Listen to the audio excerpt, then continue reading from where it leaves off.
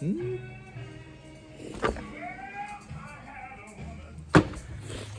everyone, we're gonna make this a pretty short video today, I think. And what I'm doing is something I'm calling the hybrid model.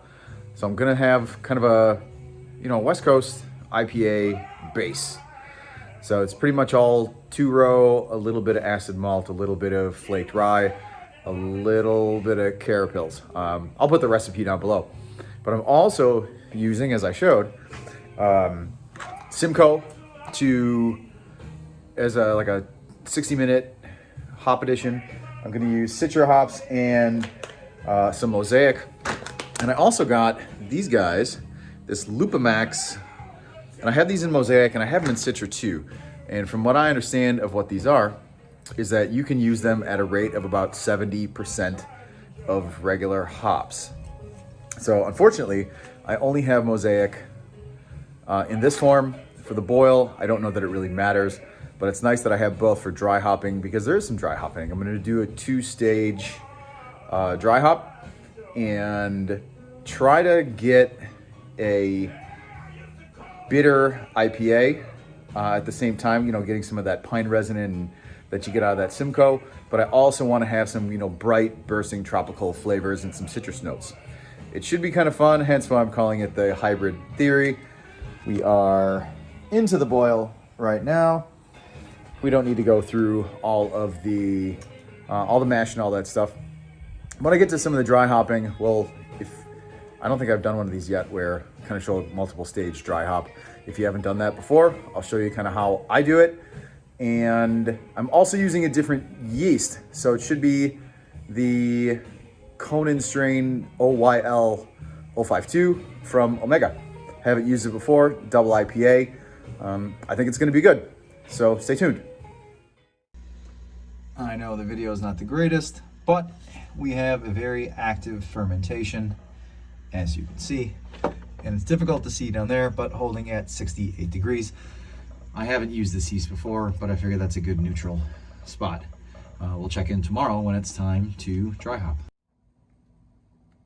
All right, so like I said before, I've got these Lupamax Citra, Lupamax Mosaic. This is supposed to be 2 ounces of each, 70%, 1.4. I haven't used them before, but we're going to give it a whirl. All right, let's pull this off. So you can see I have very active fermentation here. So in go the hops.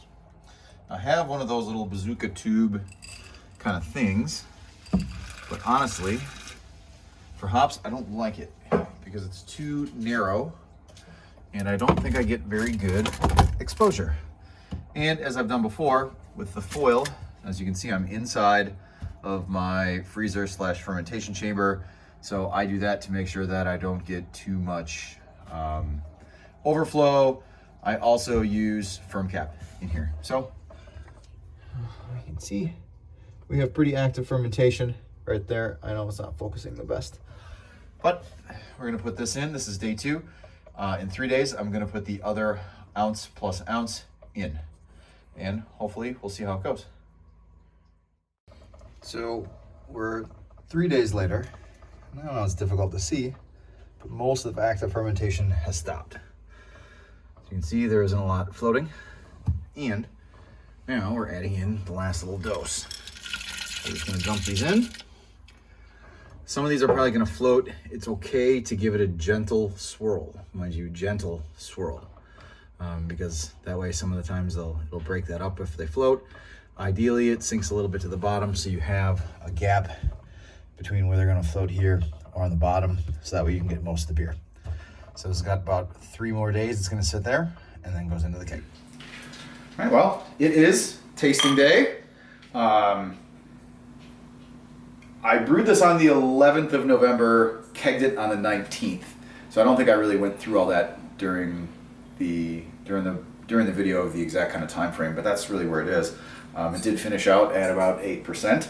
And so just to kind of recap, it was meant to be a West Coast IPA on the bittering with the Simcoe, and then East Coast really more with the the Citra and the Mosaic on the dry hopping. So once again, I have my buddy Jared, my resident beer judge. Prost. And I don't know, what do you think?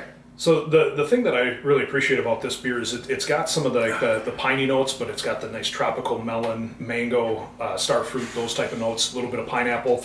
The thing that I appreciate the most about this beer is it's got a lot of those fruity characteristics, but it doesn't have that fruity sweetness. It's got a little bit more of the bitterness, but it's also not a harsh, astringent bitterness. Great clean finish on this beer. At 8%, it's very, very dangerous because it drinks more like a session IPA. Clarity on it's great. Jason used the little floater ball to serve from the top, which is a fantastic thing for homebrewers, especially in styles like this where you have a lot of the dry hop particles, and then only thing that you get is the sludge at the very last pint, and that's pretty much it. So yeah, it's really kind of the opposite of the way it normally would be. So if you don't have one of these, check your local home brew shop. Look on Amazon. I think you can get them from More Beer. I think that's where I got mine. Like, I don't know, $20 or something like that. You know, like there's a bit of a lingering bitterness that kind of sits to me in the back of my throat that, I don't know, is still reminiscent of the IPA that I learned to like IPA. yeah. So this is just kind of a fun experiment. I had the hops, I had the grain. I think I had to get a little bit of Carapils, but that was it. Like I said, I'll put the recipe down below. So, you know, like the post, share it with your friends, you know, subscribe, and see you next time. Absolutely. Cheers. Salute.